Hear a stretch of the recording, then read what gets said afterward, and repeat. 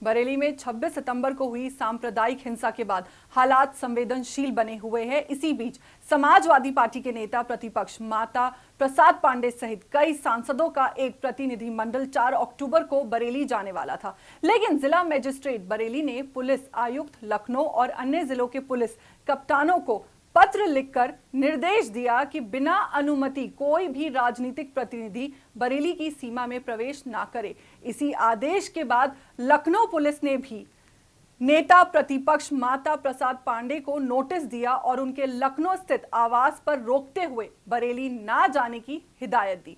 उधर समाजवादी पार्टी के अन्य सांसद हरेंद्र मलिक, इकरा हसन, जिया उर रहमान बर्क और मोहिबुल्लाह के भी बरेली पहुंचने की संभावना थी।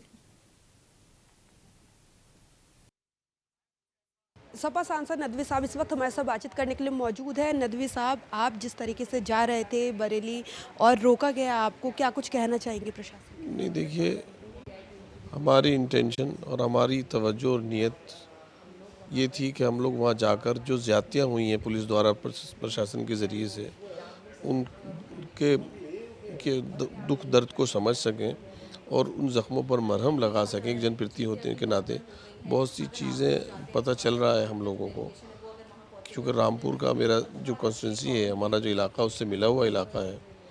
लेकिन अफसोस ये है कि सरकार किस चीज़ों को छुपाना चाहती है और जो हमें जाने नहीं दिया जा रहा, इसलिए कि ज़्यादती इस दर्जे हुई है कि उसको जब तक रफू ना हो जाए छोटा मोटा, जब तक वो इजाज़त नहीं दे रहे हैं।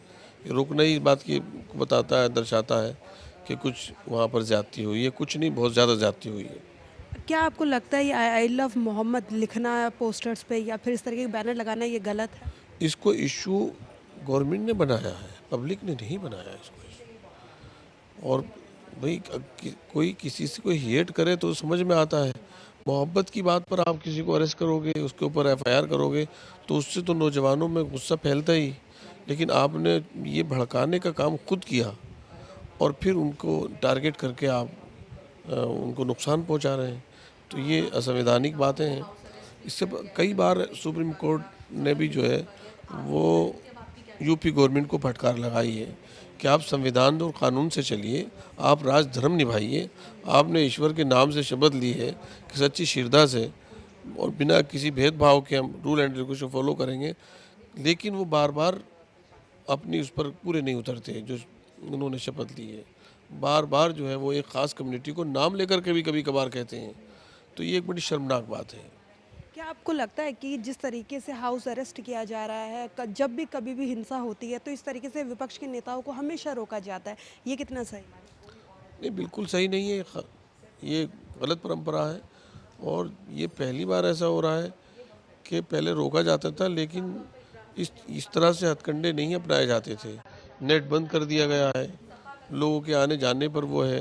अगर कोई आदमी किसी की हिमायत के लिए बोल रहा है तो उसको भी सताया जा रहा है, कोई खड़ा हो जा रहा है तो उसके लिए भी। ये सब चीज़ें गैर संवैधानिक चीज़ें हैं।